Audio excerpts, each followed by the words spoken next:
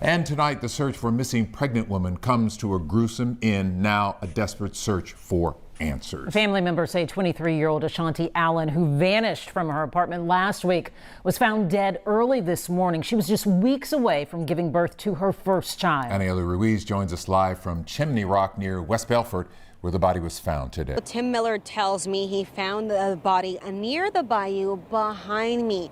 After searching for several days, they say this is not the ending they were hoping for. Reporting in southwest Houston, where the body has been located of 23-year-old Ashanti Allen, who has been missing for a few days here. As everyone knows, she was 8 months pregnant. Unfortunately, she has been found deceased over here off of the 11600 block of Chimney Rock Road. So I brought you guys a case yesterday of Ashanti Allen. She was 8 months pregnant, missing out of Houston, Texas. Well, unfortunate news this morning, she has been located. They found her in a park. Another person that I work with, who is a creator called True Crime Nicole, who's big on TikTok. She was actually there live when it happened, or when they found her, I should say. So we're going to get into the details. And not only that, the media is not saying who the suspect is or who the person of interest is. I brought you guys who it is in the last video before this even happened. So we're going to dive deep into this individual. Fugitive TV, stay tuned.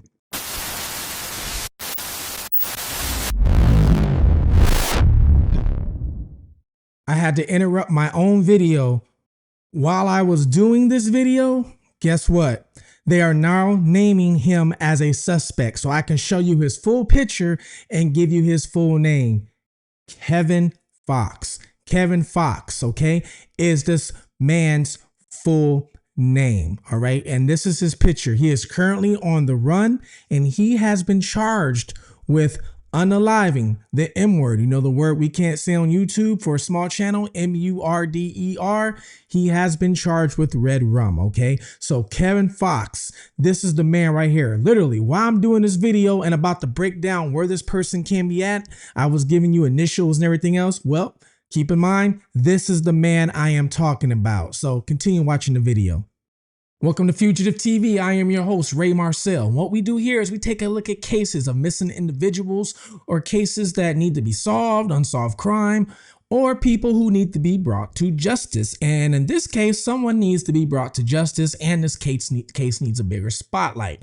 The reason why it's called Fugitive TV, you see, I was on a run myself for 15 years. I lived in different countries under different names, and then I turned myself in, all after committing some white collar crime. Now I have a couple businesses. I have this YouTube channel, a motivational speaker, and I am proof that, hey, if I can do it, you can too.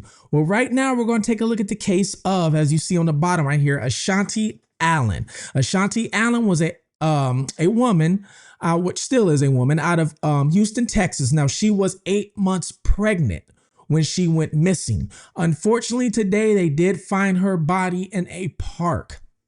So my condolences go out to the family and her friends for her and the baby, because you gotta remember there's two people involved now, because she was 8 months pregnant. So that means even the baby was involved too. Well, like I said, unfortunately, they found her body at a park. Well, just to go over some quick details in case you don't know and you didn't see the last video, Ashanti texted her mom at 3:50 a.m. with the text saying, I'm not coming back. It's pretty much what the text said. The mom thought this text was fishy and was like, what is going on? So the mom noticed the next day that her vehicle was missing. The mom drives a white Lincoln SUV. She noticed her vehicle was missing. Now, the mom and Ashanti share the same vehicle until Ashanti can get her own vehicle. So she looked at the location of Shanti's phone, saw the location was at a residence, drove to that residence, and while she was at the residence, her vehicle pulls up. Driver gets out the vehicle. Now, allegedly, the driver of that vehicle, they're not telling you on the news, is her baby daddy, on and off again boyfriend. Okay, so he gets out the car, and when he gets out the car, they're looking at him and they see it looks like he has a phone in his hand, and the phone looks like it belongs to Ashanti. So they, I guess he goes in the house, comes back, they question him. Anyway, they call the police. Police takes a couple hours to show up, and when police finally show up, the guy is not saying anything, is not saying much. Now, police at this time really can't do much, if anything, because even though Ashanti, was missing, there's no body, there's no nothing, so they can't take him to jail or nothing. They should have took him in for questioning. I think they should have took him in for questioning at least, but they didn't do nothing, right? So anyway, they took the car, I believe police have the car, and they're, looking over for evidence right now.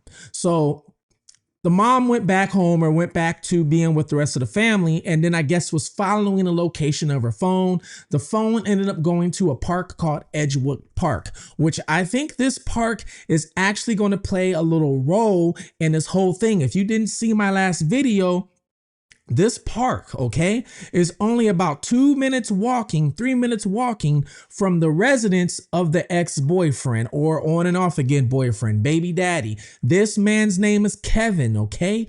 Kevin is the baby daddy, is the on and off again ex-boyfriend. Edgewood Park runs off of Lyndhurst Drive.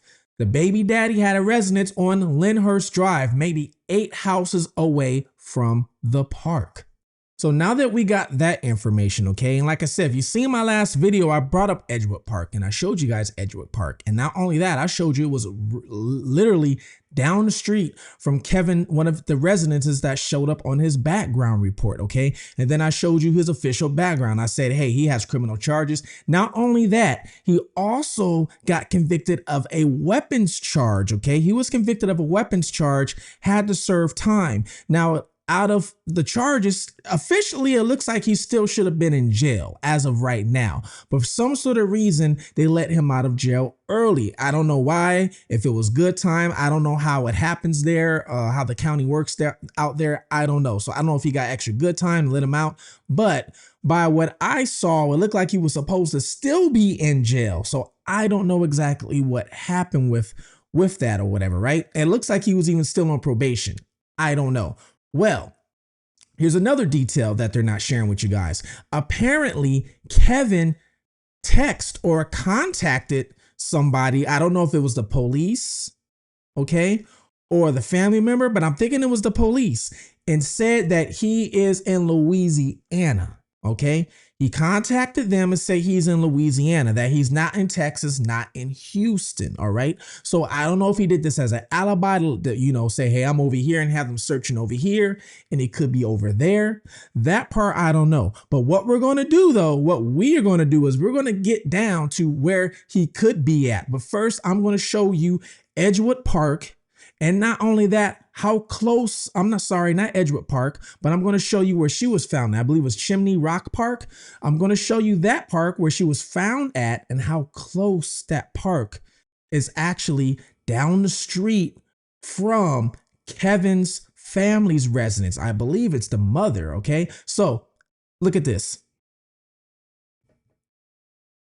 So this right here is Chimney Rock Park, okay? So this is where she was found at. Once again, so sad situation. As soon as I found out about this case, somebody sent me a message about this to do a report on this.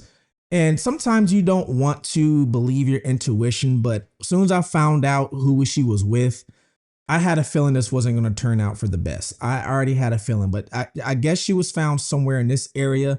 And you know how they say close to the bayou? Because right here you have Willow Waterhole Bayou, but I believe she was found somewhere in this area right here by the trees, because somebody actually sent me a picture. I'm not going to show you guys the picture, okay, but somebody sent me a picture. So she was in this area right here, and from the description that I got, if this is correct, I'm going to tell you guys right now exactly. I don't know if she was actually in the bayou. I'm thinking maybe she like kind of by there, or she was leaned up or by the tree there, but that's where she was found, all right? And that's where her phone pinged to before the Edgewood Park location, okay? So I'm going to tell you what this guy most likely did, or what they most likely did, because I'm pretty sure it probably was more than one person to take her out. And you gotta remember she's pregnant too. So to take her out from the vehicle, because look at this, guys. Look at this. This is where you can park. Unless he drove up on the trees or the grass, which I mean, you can do. You can do, right? Unless he did that and pulled over here and pulled her out, because it looks like you can go around, even though there's like a barricade thing right here. Looks like you can go around. Let me see if they'll let me put the little man right here. Let's see. All right. So yes. So, oh yeah, you can. Oh yes. Oh yes. So look, you can easily drive up on here. Okay. So I don't know if there's any tire tracks or nothing, and then drive back there, even if this is closed. And, you know, so he could have did it, or, you know, allegedly could have done it himself. You know, I don't know. There is a building right here. I did not see any cameras on this building. I did not see no cameras at all. Here is the main street. The first thing I look for is when this stuff happens, is there a camera? All right. So this street is automatically going to go one way. There's no cameras up here as well. That is the horrible part. There's no cameras here. Now, the one thing that's here, you see this right here, a cell phone tower. All right. Since the cell phone tower is close, so that's why I can easily ping the cell phone. So maybe he had a cell phone with him. Hopefully he did, which will give digital evidence. Okay. It will give digital evidence that he was there. Now, this store right here, we know is going to have cameras. We know this store is going to have cameras. We know this is going to happen. This store has cameras. Some people are dumb enough after they commit a crime, they stop at the store to get gas, or some people are that stupid. All right. I'm just going to let you guys know that now. There's also another place of business right here. Looks like they might sell vehicles or sell equipment, which they might have cameras. Now, I don't know if he went down this lane. All right. But I'm going to show you how close this location is to another residence. Now you see this right here, guys, 7 minutes away from an apartment. All right. 7 minutes, actually, sorry, 6-minute drive from an apartment, straight down Airport Boulevard, then up Chimney Rock Road to that area. Now, this guy, I'm thinking, is probably from this area, because even his mother, okay, has a few residencies, or I should say past places that was right by here as well. Let me see if I can find one, pull it up. Here's another residence that's only 8 or 9 minutes away, just depending on, you know, which direction you take. And this is only down the street from a minute down the street from the other one I showed you. So once again, Airport Road right here, okay, to Chimney Rock Park. Now let's go back and look at Chimney Rock Park and see if they drove down, and let's see what we can find real quick. So driving down Chimney Rock Park, I just went to the next light. As you see, there's a fire station there. Now we know they're going to have a camera at the fire station. Now it looks like around here, there's no street cameras is what it looks like. Looks like there's no street cameras around here. But we know the fire station is going to have a camera. So if they can pinpoint the actual time that this might have happened, they might be able to get something going. Okay. There's some apartments right here. Usually apartments really don't have anything. I'm trying to see if there's a flat camera or street camera is what I'm trying to see. I really don't see that they might have one on the street anywhere. So I don't know if he already knew this. Peep this situation. Now, these apartments look abandoned right here pretty much. I don't know if they, this is last year. So, man, I wonder what's actually, if these apartments are still like that, who knows what you'll find in that Spring Village. Somebody needs to go look for something. You might find somebody in there. Yeah, I still don't see any flat camera. I see something small up here, but I don't know exactly what that is. Let's go to one more light. Let's go down to one more light. See what we can find. Now I see cameras of businesses. I see that, but unfortunately, I don't see any flat cameras. Now, flat cameras will make it easier because if they know exactly, like, let's say they can figure out which vehicle he was driving or what he drove there or what whoever drove there, and they get the license plate. All they got to do is go into the flat camera system, type in a license plate. Once they type that in, yeah, you're done. You're done because now the system will automatically show every light flock camera you passed. Okay. The only thing I can see here is this gas station. Now, this is from last year. Okay. Last year. So you see, this gas station was being built. So it's probably built now. So who's telling? He probably stopped at this gas station on the way back or on the way there. Like I said, a lot of criminals will stop at a gas station, believe it or not. All right. But I really don't see any flock cameras. Now, he also has a brother, and the brother has an extensive background too. He also has abuse on a family member. So I don't know if that's dealing with a domestic violence or not. But if you look right here, even he had a residence, living at a residence that's only 10 or 11 minutes away, you know, depending on which route you take. So he's another one that's in the areas. This is why I'm saying he's very familiar with the area. He looks like he's from this area. A family is shattered, grappling with the loss they say should have never happened. Family tell us the body of 23-year-old Ashanti Allen, who is 8 months pregnant, was found here at the Chimney Rock Park. Her father, Edward Allen, said he was at work when he got the call. I cried, but now my body is just numb. Her father tells me they were supposed to be welcoming his grandson. Now they have to bury his daughter and her unborn child. Now, what I'm looking at here, I'm not going to show you guys everything because even though we don't know for sure that he's responsible, right? But he is the last person seen with her. We don't know for sure. So I can't show you all kind of things and go doxing everybody right on here. Something, you know, I don't do unless I know for sure. I mean, we all have a feeling, but hey. The one thing I can tell you is how they said that, you know, he called or sent a text saying that he is in Louisiana. Now, looking at his background report, okay, looking at that, there is a family member in Louisiana. All right. So there is a family member in Louisiana. And let me see if I can pull it up. There's a family member in Louisiana. Not only that, his very first charge of simple assault is actually out of Pennsylvania. So I found that interesting. His very first charge of simple assault is out of Pennsylvania. So I'm also wondering, now I don't know exactly who lives in Pennsylvania. That part, I don't know. He also has a relative in Louisiana. All right. So we have Kenner, Louisiana. I believe it's pronounced Materia, Louisiana. I'm not sure how you pronounce that. And New Orleans, Louisiana, and Kelowna, Louisiana. Okay. One individual lives in Louisiana. This person has a lot of P.O. boxes too. And Hanville, Louisiana. So, and this person at one point looks like had a warrant for their arrest. November 19th, 2025. November 19th, 2025 was a warrant for them. Now, I don't know if they're on the run still. This, I don't know. I will say the initials are DY. So I don't know what's going on with them. You know, if they're on the run or what's going on with that. But